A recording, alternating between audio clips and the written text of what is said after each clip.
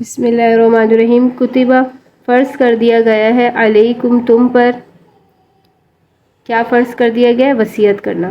اذا حضر جب آ جائے، حاضر ہو جائے، احدکم الموت تم میں سے کسی ایک کو موت، ان ترک خیرا یہ کہ چھوڑا ہو اس نے مال، للوصیۃ تو وصیت ہے، للوالدین والدین کے لیے، والاقربین اور قرابت داروں کے لیے، بالمعروف دستور کے موافق، حقا علی المتقین اور یہ حق ہے پرہیزگاروں پر،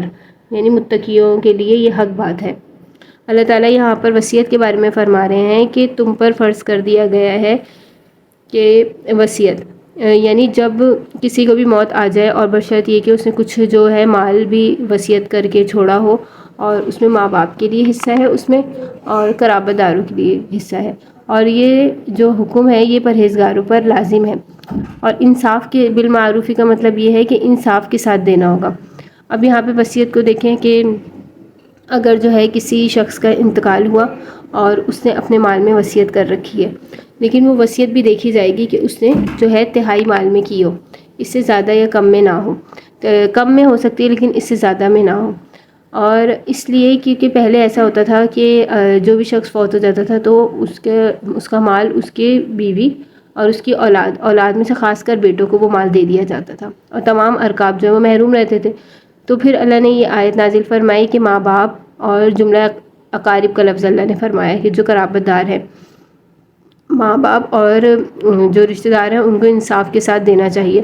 ابھی اس طرح سے ہوگا کہ اگر جو ہے بیٹے نہیں ہیں تو پھر چچا کو بھی حصہ ملے گا اس میں سے، اور وہ پوری ایک جو ہے ایک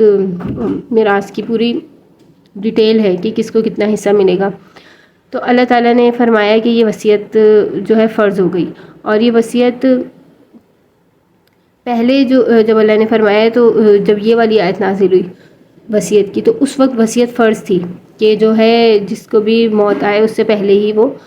وصیت کر کے جائے کہ مال میں سے کس کو حصہ وغیرہ ملے۔ لیکن اس کے بعد جب آیت میراث نازل ہو گئی اور اللہ نے خود ہی سورہ نساء میں جو ہے احکام میراث نازل فرما کے سب کے اللہ تعالیٰ نے خود ہی حصے معین فرما دیے، اور جو بھی ترکہ وغیرہ میت جو بھی مال چھوڑتی ہے اس کو ترکہ کہتے ہیں۔ ترکے میں جو بھی وصیت وغیرہ جو ہے وہ فرض کرنے کی پھر حاجت نہ رہی، اللہ نے خود ہی فرما دیا کہ اتنے مال میں سے جو ہے صدقہ دیا جائے گا، اتنے مال میں سے اس میت کا جو بھی اگر اس نے روزے نہ رکھے ہوں روزے وغیرہ کا فدیہ دیا جائے گا، تہائی مال میں سے باقی قرض داروں کا قرض ادا کیا جائے گا، اور اس کی بیوی کا کتنا حق ہے، بچوں کا کتنا حق ہے، تو یہ سب اللہ تعالیٰ نے فرما دیا۔ اب دیکھیں یہاں پر یہ بات بھی کلیئر ہو گئی کہ جو ہے میت نے جو مال چھوڑا ہو، ترکہ چھوڑا ہو، جو بھی اس میں وصیت وغیرہ فرض کر دی گئی تھی پہلے، اور پھر اس میں جو ہے جو بھی حصہ وغیرہ تھا، لیکن اب جب میراث کی آیت سورہ نساء میں نازل ہو گئی تو اب یہ جو ہے فرض نہ رہی۔ لیکن اگر پھر بھی کوئی اب اپنے مال میں وصیت کرنا چاہے تو کر سکتا ہے، صرف تہائی مال کے اندر، ایسے نہیں کر سکتا کہ اپنا پورا مال یا آدھا مال جو ہے وصیت میں دے جائے کسی ایک اولاد کو اور باقی کو محروم کر دے۔ تو اللہ نے جو حصے مقرر فرمائے ہیں اسی کے تحت بیٹے کو بھی دیا جائے گا، بیٹی کو بھی دیا جائے گا۔